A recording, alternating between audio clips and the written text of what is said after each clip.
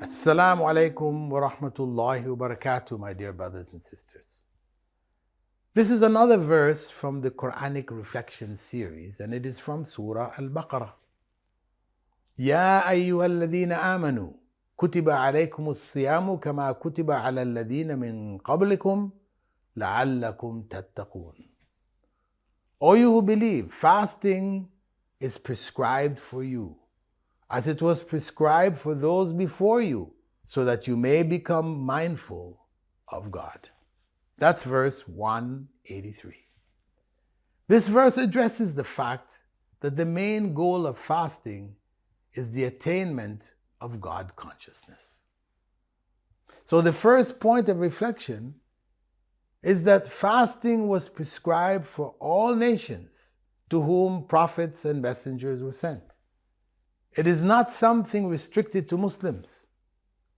And this is verified in Christian texts describing Jesus' 40 days of fasting, as well as Jewish texts describing Prophet Moses' 40 days of fasting likewise.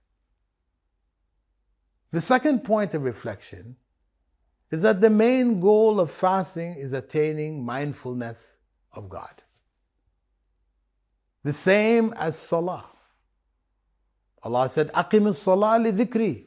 Establish the formal prayers to remember me. So, in the same way that we realize, or should realize, that Salah in which we are not conscious of God doesn't earn us any reward. Similarly, fasting in which we are not conscious of God doesn't earn us any reward. We're just going through the cultural rituals. The whole society is fasting, so we go along with it. This is not what was prescribed for us. The third point of reflection is that currently, for most people, Ramadan is a month of feasting and not fasting. Consequently, Allah will not be remembered. Instead, it is the enjoyable, tasty meals we ate during the month that will be remembered.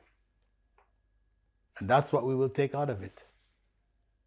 The many enjoyable meals that we had, instead of remembering Allah and making some form of sacrifice in this month in remembrance of Allah.